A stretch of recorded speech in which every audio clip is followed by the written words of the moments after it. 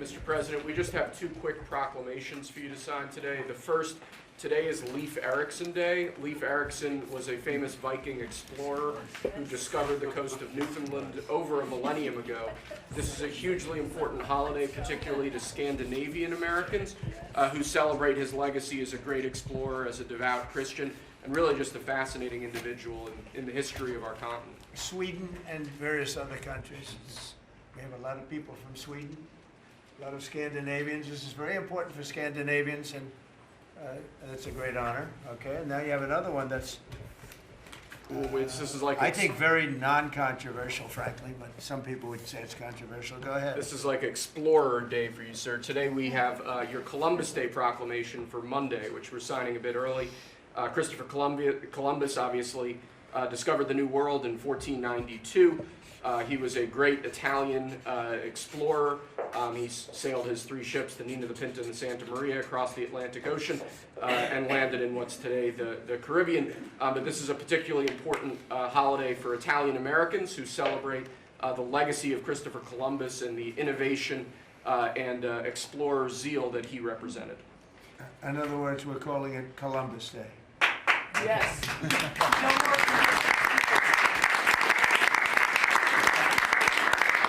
That was the press that broke out in applause. Can you believe that? I've never seen that happen before. The press actually broke out in applause. Good. Columbus Day. We're back. Columbus Day, we're back, Italians. Okay. We love the Italians. Okay. Thank you, Mr. Thank you. President. Great. Thank you very much. Have a good one, sir. So we covered Scandinavia and Italy. Not bad. Now for the rest of the world. So I want to thank everybody for being here. As you know, last night we reached a momentous breakthrough in the Middle East, something that people said was never going to be done. We ended the war in Gaza and really, on a much bigger basis, created peace. And I think it's going to be a lasting peace, hopefully an everlasting peace. Peace in the Middle East. We secured the release of all of the remaining hostages, and they should be released on Monday or Tuesday. Getting them is a complicated process. I'd rather not tell you what they have to do to get them. There are places you don't want to be, but we are getting the hostages back on Tuesday, Monday or Tuesday, and that'll be a day of joy. I'm going to try and make a trip over. We're going to try and get over there, and we're working on the timing, the exact timing. We're going to go to Egypt, where we'll have a signing, an additional signing. We've already had a signing representing me, but we're going to have an official signing. And the amazing thing is all of the countries over there, from Qatar to Saudi Arabia to UAE to all of them, I mean, the rich ones, the less than rich ones, they've all come together, something which is amazing, actually. They've all come together for this, and they're really probably the best relationships they've ever had. So it's been really something incredible that nobody thought it was possible to get it done. And very importantly, the hostages are coming back. As you know, they consider them hostages. They talk about them as hostages, but there are approximately 28 dead people, mostly young, mostly men, but and boys. I mean, boys. The one woman talked about her baby. Her baby's 25 years old, but you know, to her it's her baby, and we're bringing them home. We're getting everything, and to those parents, the dead young man is just as important, as though this person were alive. It's amazing. I've never seen anything quite like it. I've been very much involved. I've never seen anything quite like it. But it's really peace in the Middle East. And you remember October 7th was terrible, but also from the Hamas standpoint, they probably lost 70,000 people. That's big retribution. That's big retribution. But at some point, that whole thing has to stop, and we're going to see to it. Gaza is going to be slowly redone. You have tremendous wealth in that part of the world by certain countries, and just a small part of that, what they make will do wonders for for Gaza. And I think you're going to see some tremendous countries stepping up and putting up a lot of money and taking care of things. But there's tremendous spirit like I haven't seen. And even the news, I won't call it fake news for this purpose, because they really were very fair today, I must tell you, in all cases.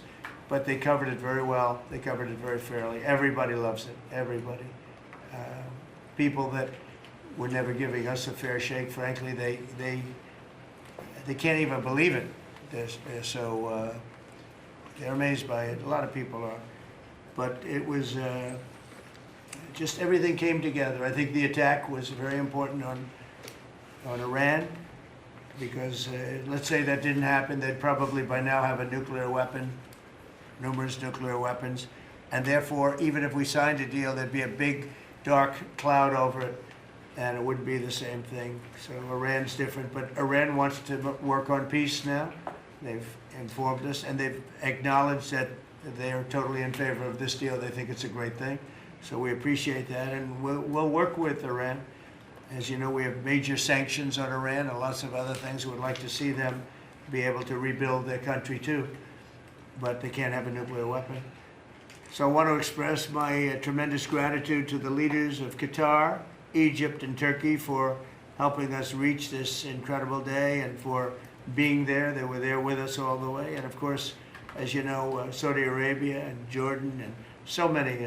I will tell you, President Erdogan was personally involved in dealing with Hamas and some of the others. He's been great. They've all been really amazing. Indonesia's been amazing. Indonesia's been fantastic. The whole world has come together for this. People that didn't get along, people that didn't like each other, neighboring countries that frankly didn't like each other, but now it's just this moment in time.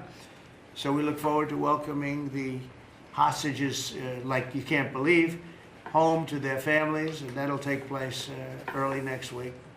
We hope Monday or Tuesday.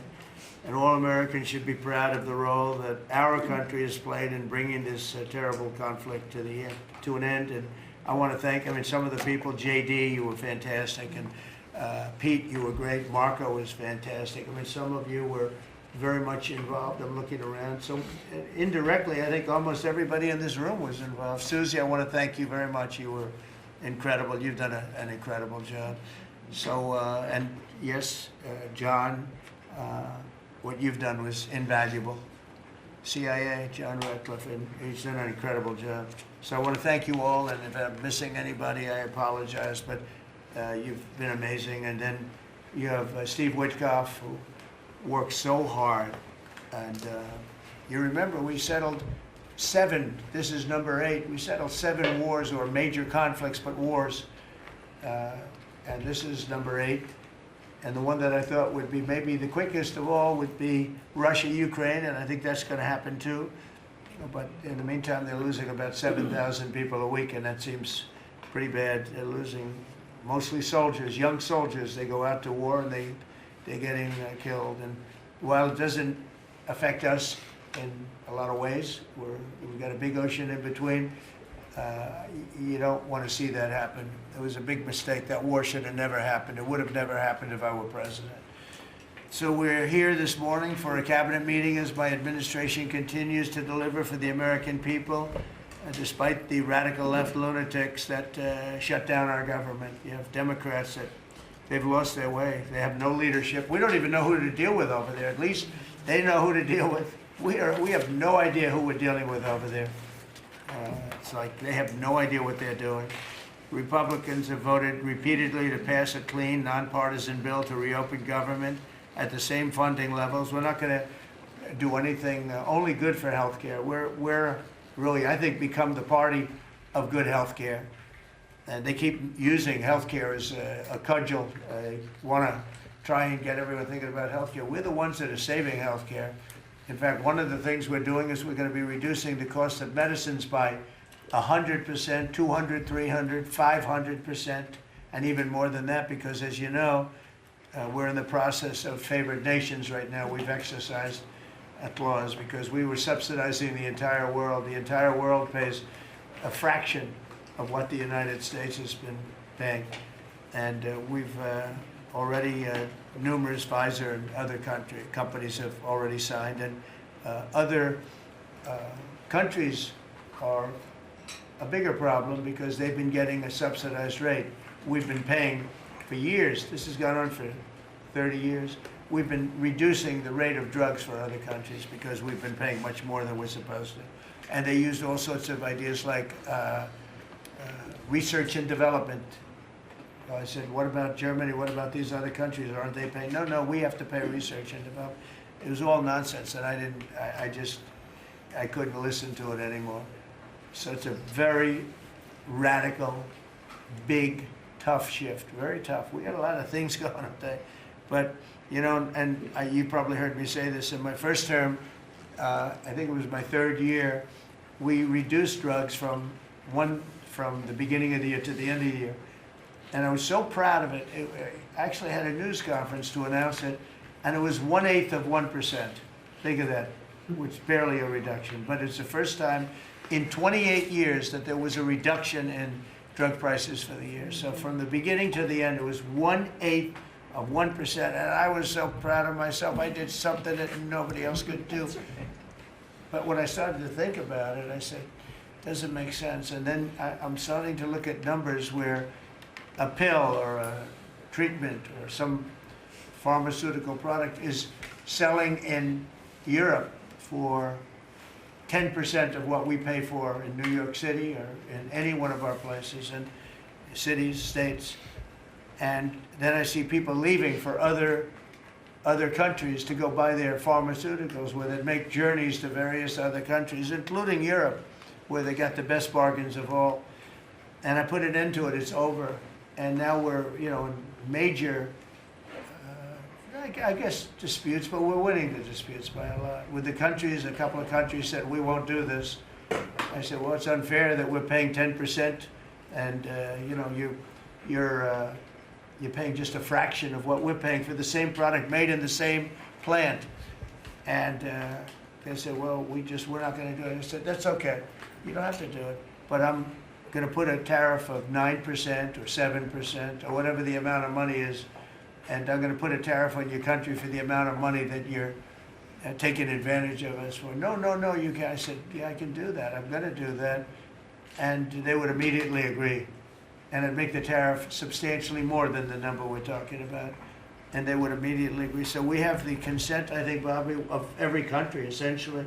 They know that if they don't do it, we're going to put a tariff on for double the price, and then they're going to do it. So we never had that before. You never had anybody in here that knew what the hell they were doing, I'll be honest. It really it makes me angry. Because for years and years, and this started many years ago, and basically we subsidize the world. So this is going to have a huge positive impact on Medicare, Medicaid, even Social Security. But anything where there's pharmaceuticals, drugs involved, it's going to have a tremendous impact. So we're going to get drug reductions of 100%. I told you 1/8 of 1% that I was proud of myself. Now you're going to get 100%, 150%, 200, 300, 400, 500%. You're going to get the biggest drug reductions that you've ever seen. And they're already, I guess they're starting to kick in, but we've made deals with numerous companies and we're going for the full board. We want whatever the price is. So that would mean that the world price, because the world is bigger than the United States, a lot more people, but the world price will go up a little bit and our price will come down a lot. So if a pill sells for $10 in London and $100 here, the pill will go to $20 in London and $20 for us. It's pretty simple. And that is a number that nobody can even fathom. It's a little like tariffs. Nobody knew how big they were. Nobody knew until they started seeing the trillions of dollars that have come in. I don't know why they didn't understand it. It's something they should have understood. We were taken advantage of for years with tariffs, and now, I don't want to say we're taking advantage, but we've become a very strong country because of the money that's coming in.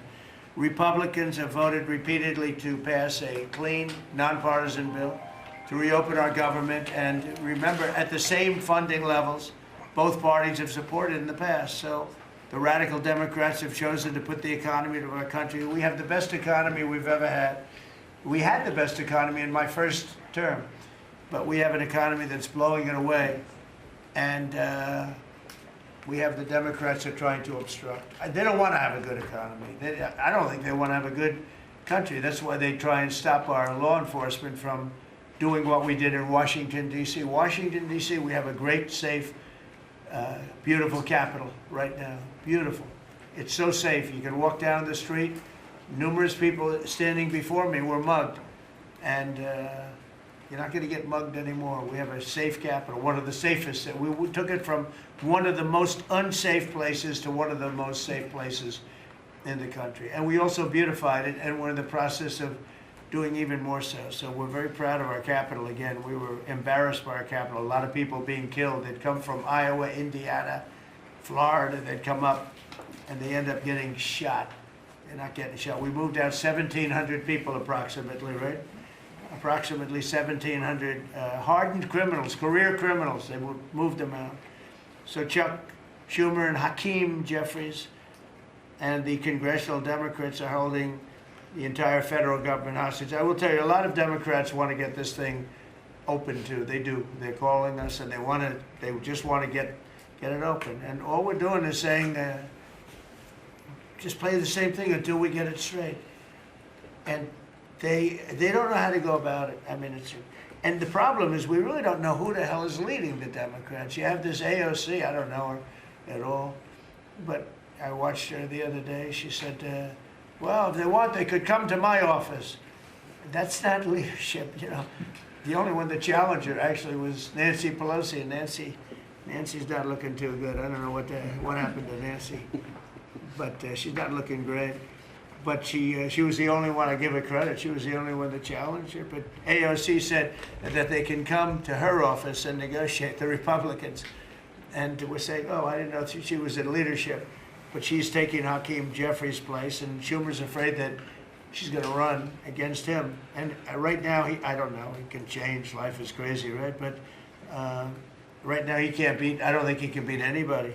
So he'll lose in a primary. I would say he'll retire before he loses in a primary. So I think Schumer's going to retire because he can't beat anybody. His polls are so bad. Meanwhile, the Democrat shutdown is causing pain and suffering for hardworking Americans, including our military, our air traffic controllers, and impoverished mothers, people with young children, people that have to live not the greatest of lives. But we're doing so many tax cuts. We've cut their taxes. The great big beautiful bill, we've cut their taxes at levels that nobody's ever seen. I mean, no tax on tips, no tax on Social Security, no tax on overtime. It's been a great thing for a lot of people. They're doing great. Despite all of the damage that it's caused, the shutdown has been, you know, pretty damaging. I mean, it's not yet because it's early, but it gets a little bit worse as it goes along. And we'll be making cuts that will be permanent. And we're only going to cut Democrat programs. I hate to tell you. I guess that makes sense. But we're only cutting Democrat programs. But we're going to start that. And we have Russell, we can talk to you about it if he wants to, but we'll be cutting some very popular Democrat programs that aren't popular with Republicans, frankly, because that's the way it works. They wanted to do this, so we'll give them a little taste of their own medicine. But Chuck Schumer proclaimed this morning that every day gets better for them. No, every day it's actually getting worse for them. And they're having a rebellion in the Democrat Party because they want to stop. And if you saw all of Schumer's, I watched last night like 10 different times over the years, he said, you can't shut down government, you can't shut down, and now he's the one that shut it down. So this is a confession that he's acting not to serve the people, but to serve the partisan interests of his party. And I don't think he's serving them well because they're way down. Look, they just lost an election in a landslide. You know, it was interesting. I watched Kamala, who's a sad figure. I watched her the other day saying the election was very close. I said, no, the election was a landslide. We won the popular vote by millions. We won the Electoral College by, I think, 312 or 315 to 220 something. But there's another one that we won that's why when you see the maps are completely red. It's counties. The counties, we won at 2,505 to 525. So 2,500 to 525. That's called one of the greatest, biggest landslides in history. And that's one that people are using now as a primer. But literally, when you see it colored in, the entire country is red, representing Republicans. So, you know, they go around, they just lie. They just lie. And everything's a big lie with them. Well, the other side, and the other thing I don't understand is, Christie, I looked at crime numbers in Chicago. They're through the roof. And I have a governor who stands up every day and tells us how wonderful Chicago is. It's just a lie. It's like a con job. It's like Gavin Newsom. He says how well he's doing in California, and they're doing terribly. Population's getting smaller. People are leaving. And other people are coming in, and, you know, I wouldn't say it's an even trade. While the other side is focused on playing games, the Trump administration is focused on creating jobs, bringing down prices, and we've really brought them down a lot. That's the other thing. We're bringing down prices a lot. We're bringing down grocery prices, but the big thing is energy. When you bring down energy, everything comes down, and the energy prices are way down. I see we're down to about $61 now a barrel. And what gasoline's going to be, I think gasoline's going to be below $2 at some point in the pretty near future. It's very low, much lower than it was under Sleepy Joe. And we're restoring law and order in our country. We're restoring it here, but we're restoring it right now. We're in Memphis. We're going to Chicago. We're going to other cities. Many governors are asking us to, including Democrats are trying to ask. I don't know what the big problem is. If I were a Democrat governor, I'd be saying, whatever you can do to get crime down, I'll take anybody. You can bring them in I don't care who it is. A lot of people said that. They interviewed women, these beautiful women in Chicago, black women with a MAGA hat, a red hat. They said, we don't care who he brings in here, but this place is really dangerous. We just want crime to stop. It's true. They don't care. You know, they don't differentiate between the National Guard and the Marines. They don't care. They'll take anybody. And that's the way it is. I mean, they want what we did in D.C., they want to happen to them. And it's happening in Memphis already. I see in less than a week, the numbers are really good. And it'll be great, and we'll fix that. We'll go to various other places, and we're going to be stopping crime in our cities, and that's a great thing, and we won't get credit for it, but it's a great thing. We've launched a historic campaign to take back our nation from the gangs and the street criminals, violent repeat offenders, illegal alien lawbreakers, domestic extremists, and savage, bloodthirsty cartels. And very little, by the way, is coming in by water, in case you haven't known. The drugs aren't coming in by water. In fact, we can't even find any boats in the water anymore. We had boats, we were like a subway train loaded up with drugs. Every boat, every single boat that you see getting taken out kills 25,000 Americans. Think of that. Because it's pretty tough stuff. But it kills 25,000 Americans. So when you hear that, it's no longer tough. But here in Washington, we've deployed federal law enforcement and National Guard to restore public safety, and we're working to replicate that in numerous places all over the country. And we have a very powerful military. We have a very powerful National Guard. I want to thank the governor of Texas, who has been, as usual, great. Governor Abbott, he gave us 400 troops without even a question. And we have other governors likewise doing what has to be done, because they know we have to confront crime. We're directly confronting the sinister threat of left-wing domestic terrorism and violence, including the terrorist group Antifa. You saw that yesterday. We had a news conference. Antifa's out of control in Portland and other places, but mostly Portland in the case of Antifa. And we had people that were really badly affected by them. It was terrible. So one of those things, but we're knocking the hell out of them. And we're looking for the people that are funding them, and those people are going to be just as guilty as the people that smack people over the head with a baseball bat. And I'd like now to ask Attorney General Bondi and Secretary Noem to discuss this a little bit and tell where we are. And then we'll go around the room. We'll go quickly. We're going to go quickly if we can, because we have a lot of things to do, including I won't be spending that much time here because I'll be leaving fairly soon for the Middle East. And I'm very honored to be involved with that, I'll tell you. It's a great thing for our country. People are so happy about it. I've never experienced anything quite like it. I've never seen such universal praise for being able to do something. No, it's something that nobody thought was possible, and we're going to end up having peace in the Middle East. Who would have thought? So, Pam, could you start, and then Christy, please. Sure, President Trump, and despite the Democrats' shutdown of our government, our law enforcement officers are out there working without paychecks, round the clock to keep and make America safe. Secretary Hegseth and I were recently in Memphis. We had 1,100 law enforcement officers in one room with us. The Memphis PD, they were the happiest to see us, don't you think, Secretary Hegseth, of anyone. We had ATF, DEA, FBI, U.S. Marshals. I'm not sure if our park police were there. We had Treasury, Secretary Bessent, and of course we had Secretary Nones, Homeland Security, all working together with the Guard. They were so happy to have us there. We've been making arrests left and right. So far, we made 562 arrests and seized 144 illegal guns, just in the short time we've been in Memphis. And many of these people are career criminals. And when you take them out of a place, your crime rate just goes down. These people commit crimes every single day. They're sick. And we're taking them out. In some cases, we're bringing them back to their countries where Biden allowed, with the stupid open borders that we had in our country, to come in. But they're being brought back to other places, or they're being put in jail, but they're career criminals. President Trump, last night alone, we made 91 arrests, 19 firearms off the streets, and one was a warrant for a homicide, and 4 sex offenders who had active warrants. One was a sex offender on a child.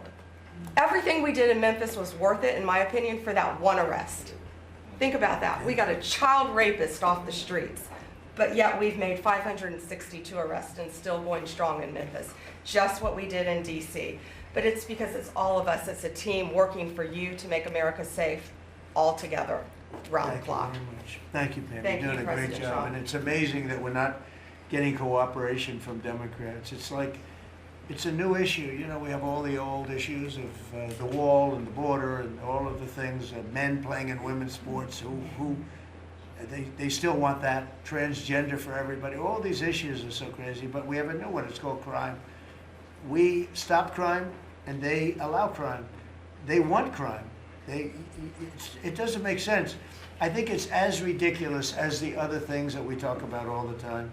But I've added it onto our list, a 5-letter word called crime. We stop it, and they actually incite it. It's crazy. You would think they'd want them. You'd think they'd want Christy and Pam and all of the people. If we needed the military, people will be there. We've got a massive military. We have the best numbers we've ever had for recruitment. We have a lot of people now. We have people that can't get into them.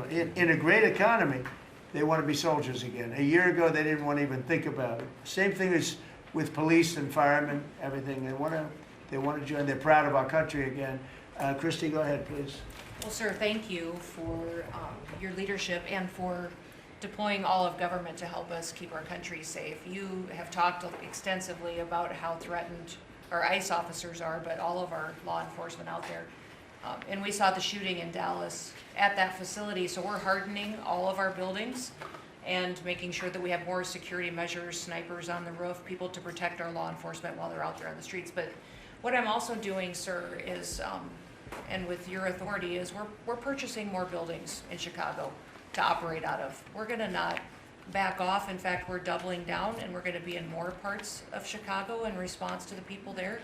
And then I was there a few days ago and looked at some facilities that we can deploy more law enforcement out of. Because what they're trying to do with these riots and violence is distract us and keep us from going after those murderers and rapists that are out in the streets. And then I was in Portland, went out and back on Tuesday, and met with the governor, met with the mayor, met with the chief of police and the superintendent of the highway patrol. They are all lying and disingenuous and dishonest people. Because as soon as you leave the room, then they make the exact opposite response. So we're looking at new facilities to purchase. They're in Portland too, and we're gonna double down. And I told them if they didn't meet our demands for safety and security, on the streets and work with us, then we were going to bring in more federal law enforcement. So I want to thank Pete and the Department of War for all their help. They've been fantastic, but while we fight litigation and work with Pam on that, we're going to send more of our resources and men and women out there to keep everybody safe. So no worries. What we see in DC and what we see in Memphis for benefits for people in the safety and security, we'll see that in Chicago and Portland. And the numbers in Memphis, it's only a week, but the numbers have Right. been amazing, I understand. That's exactly right. The They've crime been numbers are way down. fantastic, and it shows what a partnership can be between local law enforcement and the federal government. And if we have to do it the hard way in Portland and Chicago, we will. All right. But the people That's demand. fine. And the President safety. Trump, my lawyers are in court right now as we speak for you, arguing in Chicago and Portland to keep them safe, to bring in the guard. The government doesn't want it there, but we do. We're going to keep their citizens safe, thanks to The you. people want it. I don't understand the politics of it. I don't understand why a Pritzker's trying to protect people that are They're more really scared bad. of, they're more scared of the anarchists that are on the street and the politics of it than they are of doing the right thing. I think they're afraid. Yeah, I yeah, think they're they're scared. threatened. They don't tell us, but I think Pritzker's threatened by people. There's no other reason that this could be possible, that they don't want to have a safe Chicago. And we can solve the problem very quickly. And we're doing that anyway, regardless of if he doesn't want it or if he does want it, we're doing it anyway. So make sure. I asked the mayor that himself. He said that Portland was perfectly safe, a beautiful city, no problems. And I said, well, why did you clear the streets for me today then and build out a 4-block radius to make sure I could get in and out of here? And these people on the street screaming death to ICE. There's graffiti that says Molotovs melt ice. We have the guillotines. We're going to use them. The Portland's things that- almost different. It's like anarchists. It is. It really You know, is. it's really different than a lot It's of the awful. others. This is a sick situation, but those are anarchists. Those are people that want to overthrow government. They're really degenerates. And we're finding out who is supplying all of those beautiful signs and everything Well, else. Scott's been fantastic. His team finding the financial networks is great. That's what Okay, gives Scott, everybody. Scott will do that. That's easy for Scott. We got a great team, sir. That's good. How about we go to Marco? You can talk a little bit about what's going on and Well, go ahead. yeah, Mr. President, I don't know if one day perhaps the entire story will be told about the events of yesterday, but suffice it to say, it's not an exaggeration that none of it would have been possible without the President of the United States being involved.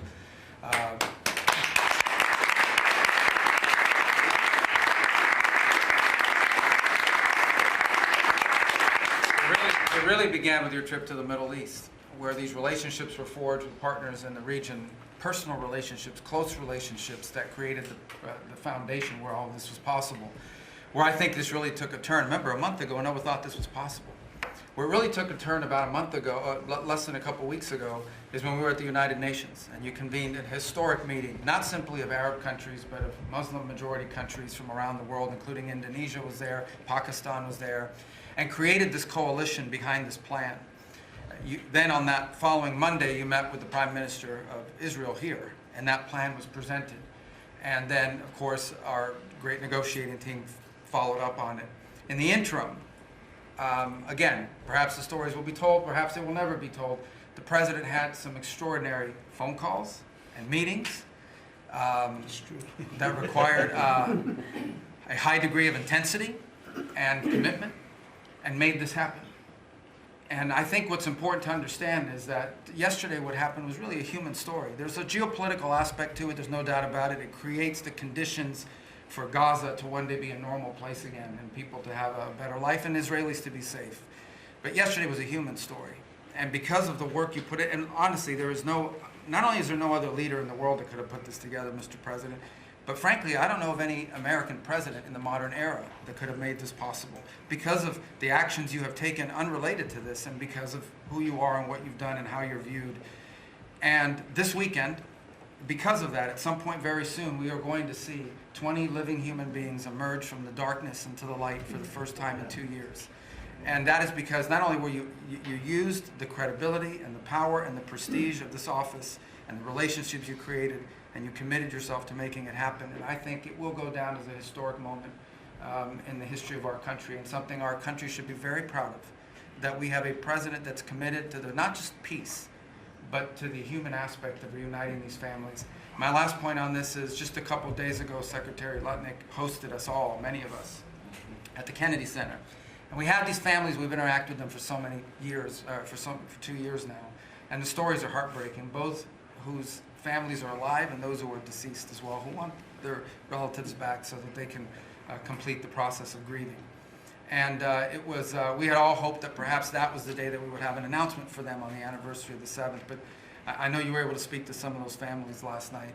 And I just hope the whole nation understands how incredibly proud they should be of their president and of their country for the role that they've played. And I don't want to let this moment pass, Mr. President, without also noting the incredible work of Steve Witkoff and Jared Kushner. Yeah. They're an incredible team working together, facing some substantial impediments to even being there this weekend and doing it. Let me just leave it at that. And they've done a great job on your behalf, Mr. President, and they deserve a tremendous amount of credit. But thank you for what you've done for the world. For the world. Thank you very much, Walter. I appreciate it. I think because we have a very busy day with all that's going on, what we'll do is maybe just a few of you raise your hand if you'd like to say something that don't talk too long, Doug. He's doing such a great job. So good that he could talk all day. That's the problem, right? But go ahead. And what we'll do is just take a few hands, and then we'll go back to getting peace done. Okay? We'll go a little bit quicker. We'll take a few questions from the press. Go ahead, please. President Trump, I just want to double down on what Marco was sharing. It's such a remarkable accomplishment. I agree that no other president could have done this, but what set the groundwork for you able to do that? When you took office on January 20th, you made a 180-degree turn in our military strength with Pete's leadership. You were the master class in peace through strength. So militarily, we've completely turned around. We've demonstrated that through execution against Iran and others, that we have force. We want to end wars, but we'll use power if we have to. And then secondarily, peace through strength is also the prosperity, having the strongest economy and being willing to wield the power of a tariff in addition to the military power to reorder the globe. Those two things that you're standing on, both economic power and military power, allowed these negotiations to go forward. And I think as you've described the importance of these economic negotiations and all the trade deals, but that also begins with another 180-degree turn, and that was the 180-degree turn on energy. You have used energy diplomacy to bring prosperity to the American people, and you've used it to bring peace abroad. The combination of those three things have been remarkable, and now we're seeing the remarkable result. And we got one more that I know you want to end with Russia and Ukraine. Energy is going to play a key role in that, and now with this historic agreement, we're in a position working with the Middle East to also end the Russian-Ukraine conflict. So again, congratulations. Thank you very much. I appreciate it. Maybe I'll go to you for a second. You can just cap out what he said about the military, how well we're doing, and how big it is, and how strong it is. Mr. President, you're exactly right. At the War Department, you don't get peace without strength. And our job is to be the strength part of the equation and deliver that when necessary, as you demonstrated with your Order of Midnight Hammer, and the entire world saw. And I just want to echo what Marco said. It is a personal honor to be able to witness the way you lead and negotiate. I wish people had a full understanding of what that looks like, that historic nature. A lot of us vets, the Vice President, Tulsi, Lee, Doug, probably after decades of war and the chaos that was unleashed through reckless and foolish American policies, never thought this kind of peace would be possible. Yet, with your strength, with your ability to wield trade negotiations, personal relationships, to open up that opportunity is truly historic on the world stage. And it creates a whole number of other cascading effects. And watching Marco and the Vice President and Steve and Jared, the CIA director, everybody come together to make it happen. You've formed a phenomenal team, Mr. President. And at the War Department, our job is to make sure if and when there's question about American commitment, the whole world knows we've got the biggest, strongest, most lethal, and most ready War Department in the world, which is true, which is why we saw record recruitment in 2025, Mr. President. The first 2 weeks of 2026 already blows that out. FY 2026 already blows it out of the water. In fact, re-enlistment has already met its year-long goal in the Marine Corps in 2026. 2 weeks. Okay? You can't, there's no other way to create that kind of love and enthusiasm than with your leadership, sir. And it is an honor to work with Pam and with Christy and the cities across the country to make sure American citizens and law enforcement are protected with our National Guard. That's a core mission. And last thing, Mr. President, on the southwest border, the first group that rotated in to lock down that border to 0 crossings is now rotating out. And with a new border medal, the Southwest Border Medal, or it's actually called the Mexican Border Medal, revived from 1918, that will be pinning on their chest. So thank you for renaming the department, and we're trying to live up to it every day. Thank you, sir. I mean, think of this. We have record numbers of recruitment. 1 year ago, there were stories, front page stories, that we couldn't get anybody to join the Army, Navy, Air Force, Marines, Coast Guard.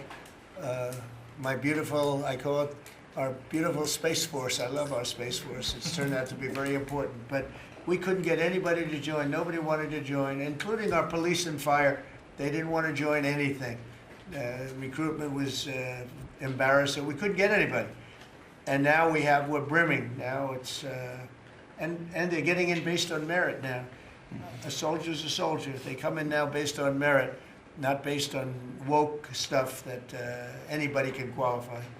You have to qualify for jobs. You have to qualify for certain types of jobs. And it's amazing. So we were embarrassed a year ago. Think of it, a little bit more than a year ago. A year ago, I think it stopped on November 5th. I think it really started, this all started on November 5th, the election day. But now everybody wants to be, and we have an overabundance, and maybe we should raise it a little bit. I don't know. I like that idea, sir. But we could raise it. But we have so many people want to join, and they're proud of our country again. JD, could I ask you to say a few words? Yes, sir. So just a couple of things. Mr. President, first of all, congratulations on yesterday. It was a big day. To Marco, to Susie, to the entire team. But in particular, viewing it from this perspective where for months the fake news media attacked you, attacked the entire team, attacked your approach. You know, the definition of insanity is to do the same thing again and again, expecting a different result. The reason we're here is because the president actually charted a different course with a different team. He vested a lot of authority into Steve Witkoff in particular, and that's why we're here. It's because you did something different, and I think it's important to recognize that. I also think the president, you know, Marco mentioned the president's personal touch being a big part of this. The one thing I would say is obviously the president of the United States, a New York real estate billionaire, one of the most famous New Yorkers in the world, has a lot of interaction with a lot of people who are very pro-Israel. I think that was an important set of experiences and life experiences that he brought to the table. He also, of course, knew one of the most famous Palestinians in the world, Chuck Schumer, and I think without that background of knowledge, it would have been impossible to get us to this moment. Second thing I want to say, just on Chuck Schumer, the president mentioned this, that Chuck Schumer said this has been very good for us this morning about the shutdown. One of the things that we talked about before all the media came in, and that all of us are going to work on for the rest of the day, we've been working on for days, is how to make the shutdown as painless as possible on the American people. So while Chuck Schumer brags about this being good, and I think the president is right, it's not good for him politically as much as he might think that it is, it's causing real consequences for the American people. There's a low-income food program, the WIC program, that my mom actually used when I was a baby. That program is about to be underfunded, and it's about to get cut off because Chuck Schumer won't open the government. We have troops. The Secretary of War mentioned how well we're doing on recruitment. We're trying to figure out how to pay our troops because Chuck Schumer is shutting down the U.S. government. There are veterans benefits that are going to suffer. There are Americans that are going to suffer because Chuck Schumer refuses to do his job. So while we're all celebrating this incredible success that we've had on the world stage, the country could be doing so much better if Chuck Schumer did his job and opened the government. Every single Republican, except for Rand Paul, has voted to open the government. A few moderate Democrats, to their credit, have voted with us to open the government. We just need 5 more Democrats to come to their senses and let the people's government serve the American people. I hope that they'll do that. Thank you, sir. Chris, please. Yeah, to follow up on that point, Mr. President, the Democrat or Schumer shutdown did not begin 8 or 9 days ago. It began 8 or 9 months ago with your inauguration. For the first time in American history, every Senate-confirmed appointee who are our deputies to run our department, every one of them has been filibustered. One of the critical parts of my department is the National Nuclear Security Administration. It maintains, manufactures our nuclear weapons and our engines for nuclear submarines and nuclear aircraft carriers. We are a key supplier to Secretary of War Pete Hegseth.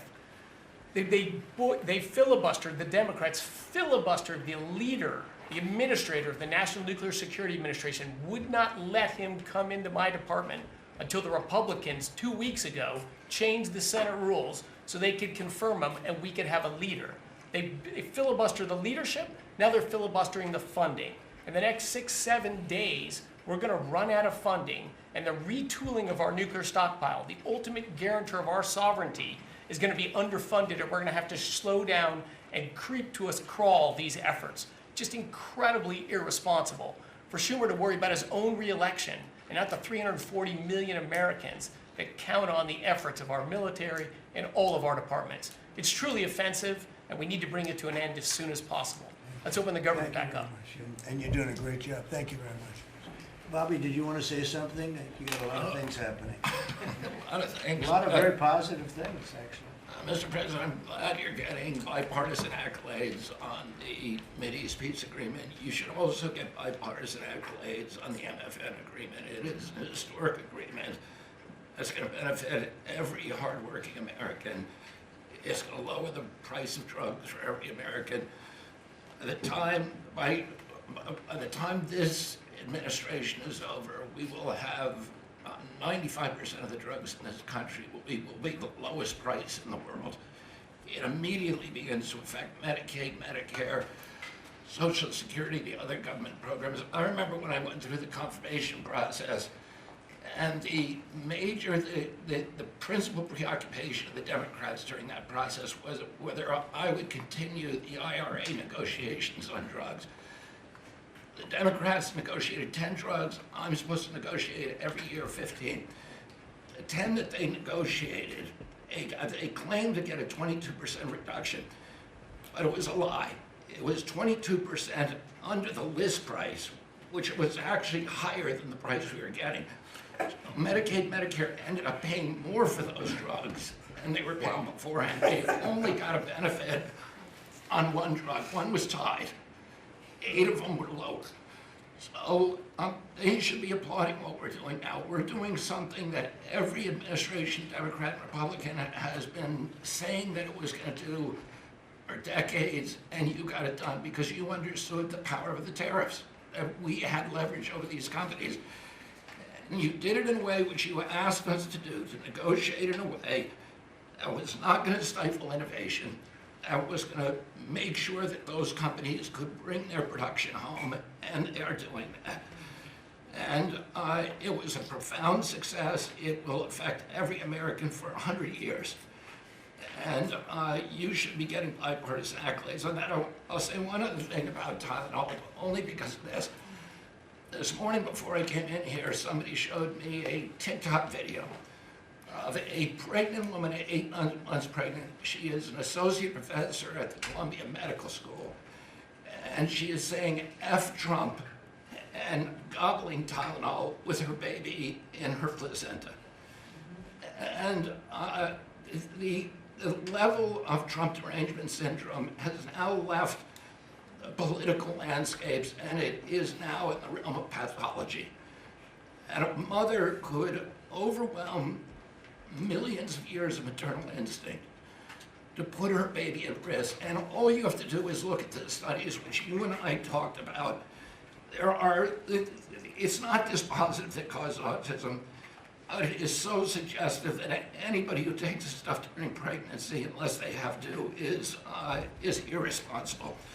There are 15 rodent studies. Every one of them shows if you give it to the mother, the babies, and particularly the male babies, have profound neurological and behavioral changes.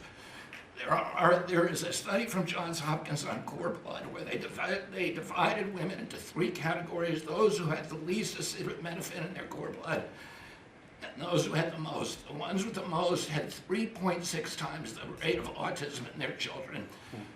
The middle category had 2.2 times, so it's a dose-related response.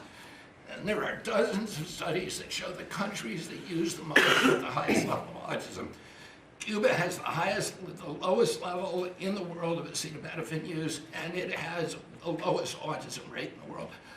So this is not dispositive. It is not proof. We're doing the studies to make the proof.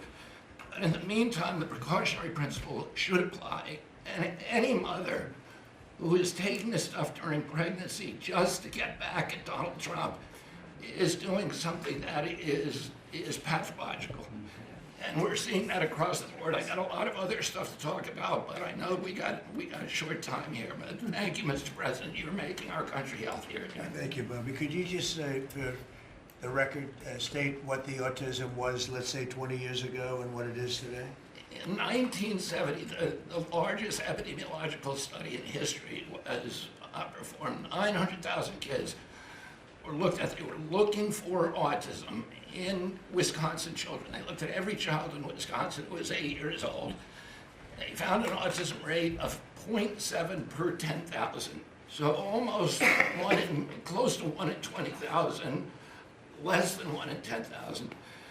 Today, the autism rates are nationally 1 in 31, but it's actually much worse than that because California, which has the best collection system, reports an autism rate of 1 in every 19 children, 1 in every 12.5 boys. This is a national security issue. There is nothing more important, and I'm grateful to you, Mr. President, because you know the flack that you take for talking about this issue. You've shown courage and you've shown leadership, and I can't thank you enough for letting me do this work. Thank you.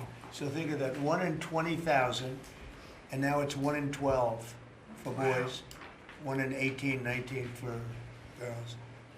So obviously there's something that's artificially, I think, induced, something, whether it's the vaccines in terms of these massive vaccines that are twice the size of a jar like that, of a glass of water like that, I mean, into a baby's body.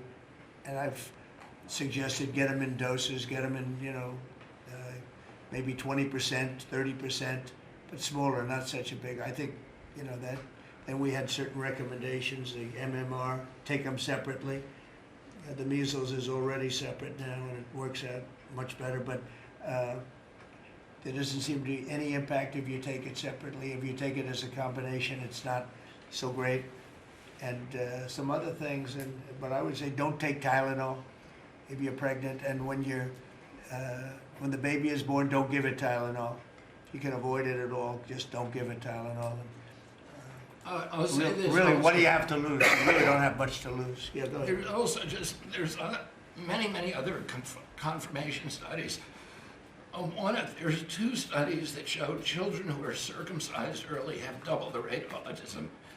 And it's highly likely because they're given Tylenol. So, none of this is dispositive, but all of it is stuff that we should be paying attention to. But, there's a tremendous amount of proof or evidence, I would say, as a non-doctor, but I've studied this a long time ago. I met Bobby in my office 20 years ago. We were talking about the same thing 20 years ago. And I was a real estate developer. It bothered me that it seemed to be getting worse, but it's so bad now when you hear these numbers. It's not even really sustainable. I don't know how people do it, but there is some very strong evidence on Tylenol. In fact, at one point, I guess the company gave a warning. They still don't recommend it during pregnancy. That's the weird thing. They're not recommending it, and that's the company itself. So just don't take it. Don't take it. If you're a woman, don't take it, and don't give it to the baby when the baby's born, and I think that's going to have an impact. But I'd also get the shots in smaller doses. There are a few things, we gave a few things that just seem to be, and I think you'd get that number way back up. Think of it. You have 1 in 20,000, and now it's not even believable when you think that 20,000 drops to 12 children.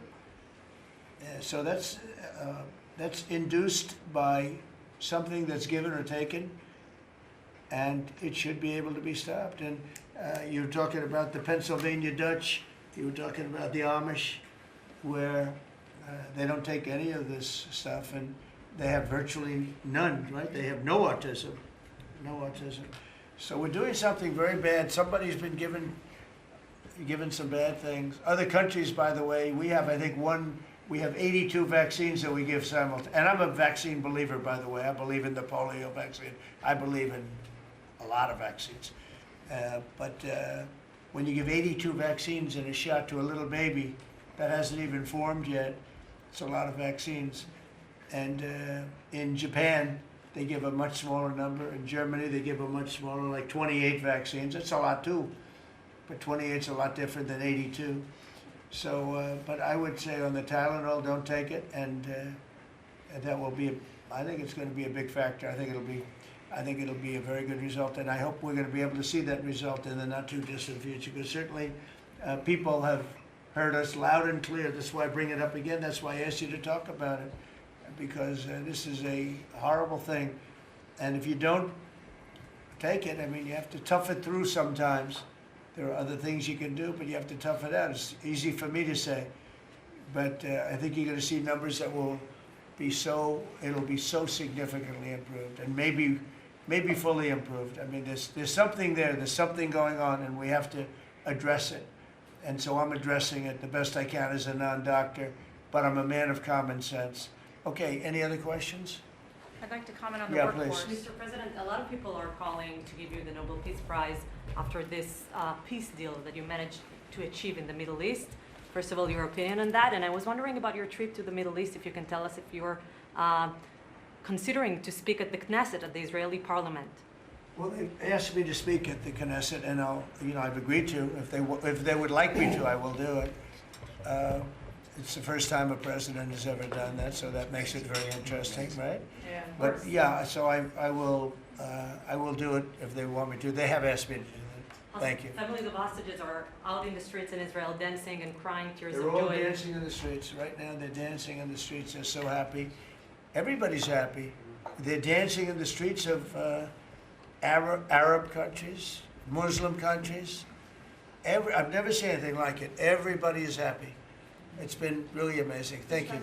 President Trump, on the international peacekeeping force that's going to deploy to Gaza soon, do you expect that Pakistan, Turkey, other countries to contribute forces?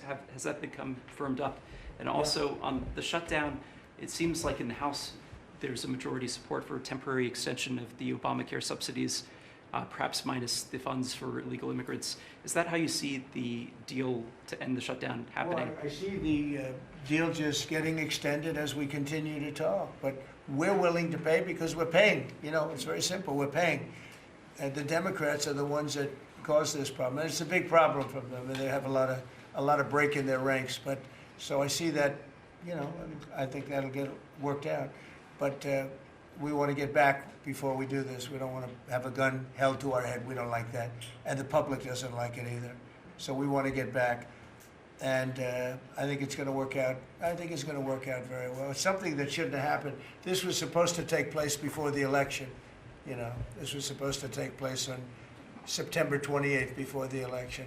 We shouldn't even be talking about this right now. This is actually something that shouldn't have even happened. Yeah, please. Mr. President, looking ahead, what guarantees Hamas disarms and that Israel doesn't resume bombing once the hostages Well, are the first released? thing we're doing is getting our hostages back, okay? And that's what people wanted more than anything else. They wanted these hostages back that have lived in hell like nobody has ever even dreamt possible. And after that, we'll see. But they've agreed to things, and I think it's going to move along pretty well. But what is phase two? When does it I'm not begin? going to talk about that because you sort of know what phase two is, but there will be disarming, there will be pullbacks, there will be a lot of things that are happening. I gave you a whole list of 22 different things that will take place. And I think it'll take place, and I think you're going to end up with peace in the Middle East. But we have to get our hostages back. And we weren't going to do it at the end. We're going to do it at the beginning. We said we want them at the beginning. We're not doing it. We got the hostages back. We did, as a group with Steve and Jared and Marco and me and all of us. We got the hostages back. We got many of them back.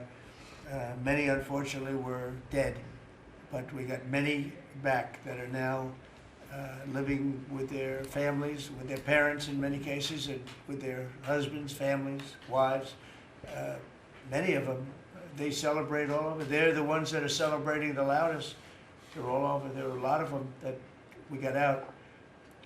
But the last 20, and I always said the last ones are going to be the most difficult, but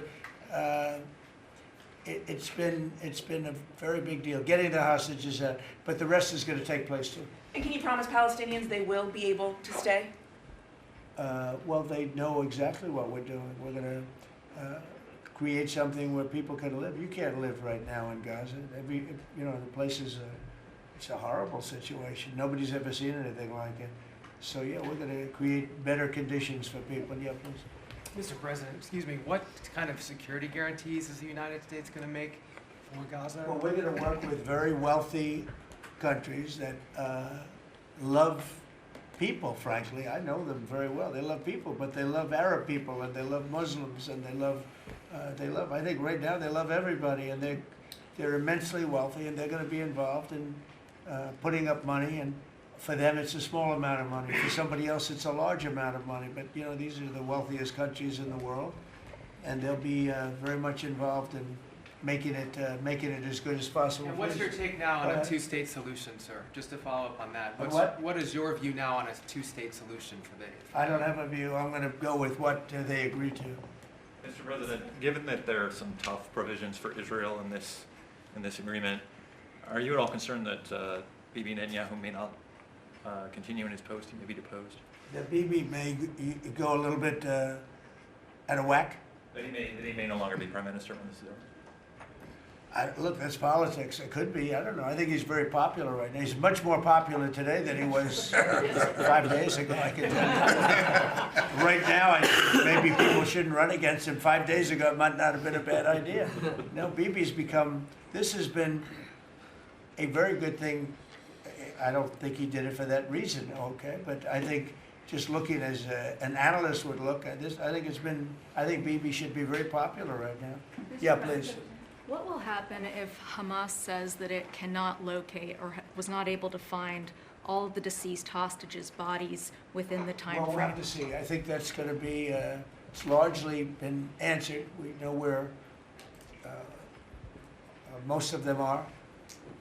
Actually, the bodies are a bigger problem because some of the bodies are going to be a little bit hard to find. It's a terrible thing to discuss even, but you understand, we're all people, we're grown-ups, we understand life. Nobody can understand this though because this could have taken place, but we have the hostages for the most part, and so I don't think it's going to be overly big. The situation with the bodies, they say 28, some are going to be a little bit hard to find, but we're going to do the best we can. Yeah, please. If they don't find them within the time frame. Please. Thank you, sir. Regarding Jared Kushner's role in the negotiations, can you explain a little bit about why he came on at the last minute? And then in regards to the WIC program that the Vice President mentioned, do you know when the funding that you promised through the tariff revenue will actually go through to communities? Because there's reports that WIC providers are actually starting to close down today. Well, okay, let me just answer the Jared. So Jared's a very smart guy. He did the Abraham Accords. As some people say, the Abraham, which I love the way that sounds, but he did the Abraham Accords. It was a great thing. 4 big countries joined. If I were president, if the election would have been a correct election, which it wasn't, you'd have every country in there. Maybe even Iran would have been in there, frankly. But you'd have every country in. Now, by the way, that's going to be filled up rather quickly. People want to join the Abraham Accords. And I put Jared there because he's a very smart person, and he knows the region, knows the people, knows a lot of the players. And the combination of him and Steve Witkoff and Marco and Cooper, who is, as I hear, has been fantastic, and others that were involved. JD was very much involved. I mean, we had a very smart group of people working. We had a lot of different players, different countries, and very diverse countries, very different from each other. They had certain things in common, but they had a lot of things, mostly things that were not at all common to their countries. So we had a very smart group of people. These are high IQ people, okay? I talk about how many low IQ people we have in our government. We got some real low ones, but some shockingly low. But these are very high IQ people, and That's what we want. I like high IQ people. Yeah. Mr. President, thank you. Can I ask you about the China? You're meeting with President Xi. The Chinese have now set to put in new export controls on rare earth minerals, and they've stopped buying soybeans from the U.S. What do you hope to get out of that meeting now with President Xi? Well, we'll see. I mean, I just heard this a little while ago before we came in, so I haven't been briefed on it. The export. I mean, look, we have the ultimate export.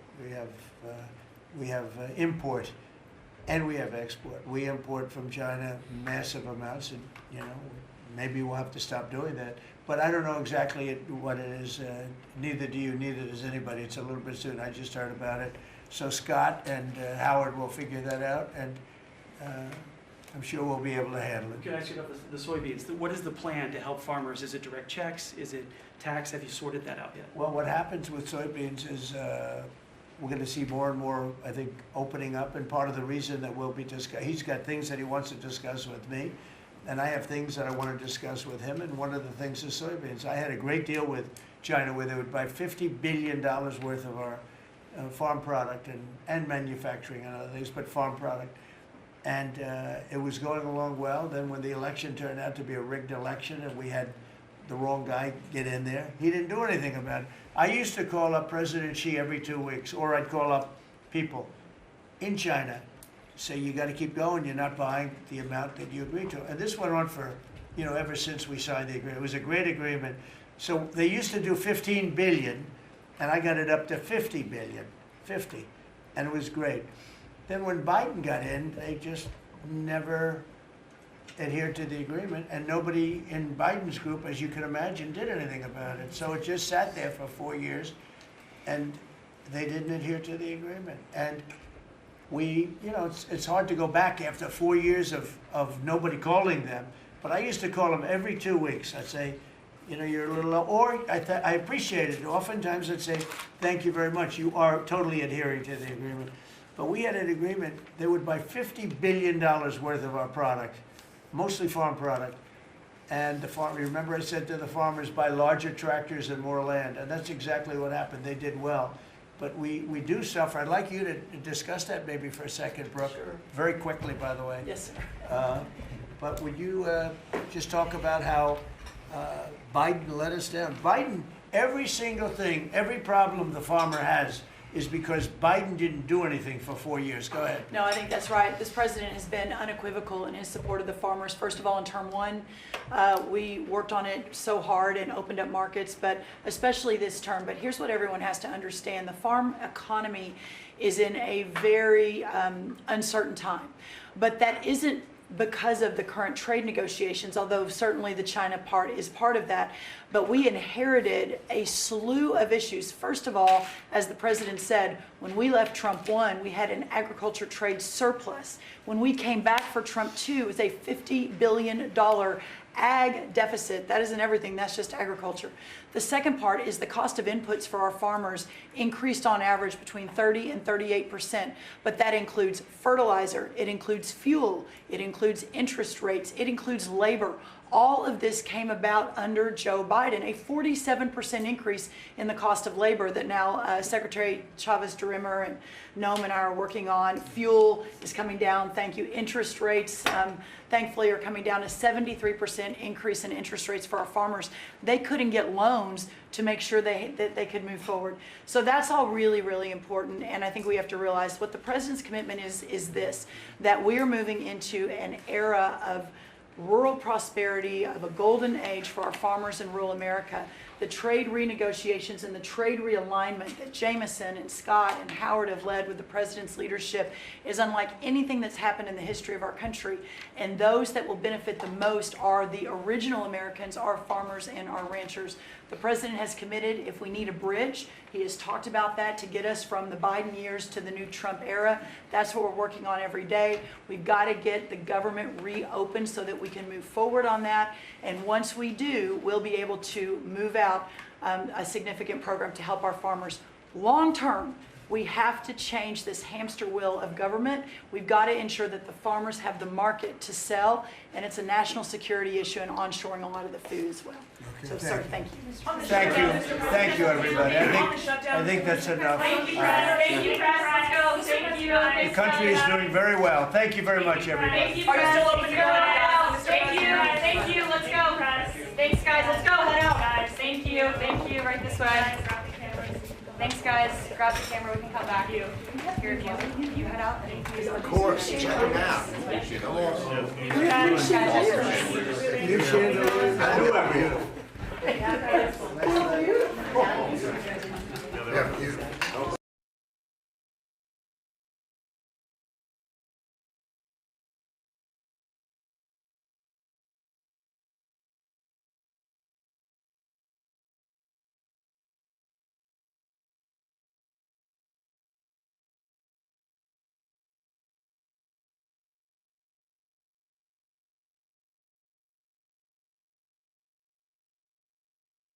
Thank you.